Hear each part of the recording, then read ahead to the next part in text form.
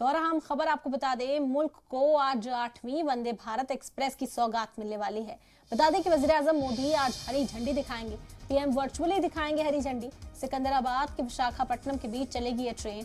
तेलंगाना और आंध्र प्रदेश को कनेक्टिविटी मिलेगी। तो वंदे भारत का आज इफ्तिताह करने वाले हैं पीएम मोदी। 8वीं वंदे भारत ट्रेन होगी। इससे पहले मगरबी बंगाल में पीएम मोदी के जरिए हरी झंडी दिखाकर इस ट्रेन को रवाना किया गया था और आज इस वंदे भारत ट्रेन को एक बार फिर वजीर आजम हरी झंडी दिखाकर रवाना करेंगे।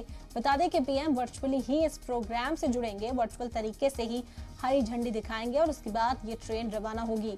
बड़ी सौगात है लोगों के लिए। सिकंदराबाद से विशाखापट्टनम के बीच वंदे भारत की ये ट्रेन दौड़ती हुई नजर आएगी। तेलंगाना और आंध्र प्रदेश को मिलेगी कनेक्टिविटी। तो तेलंगाना और आंध्र प्रदेश के लोगों को ये बड़ा तोहफा आज दिया जाएगा वजीर आजम की ओर से। वो वर्चुअली जुड़ेंगे इस प्रोग्राम में, हरी झंडी दिखाकर इस ट्रेन को रवाना करेंगे। हालांकि चर्चा में वंदे भारत ट्रेन रही है।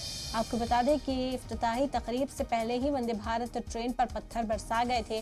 पत्थरबाजी की वजह से कई शीशे भी इस ट्रेन के टूटे थे महज जब ये ट्रेन पार्क थी।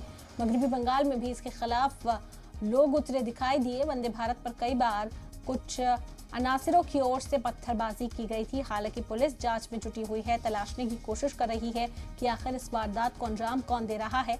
लेकिन इस बीच सरकार के हौसले बुलंद और लोगों को ये नया तोहफा आज सौंपेंगे वजीर आजम नरेंद्र मोदी।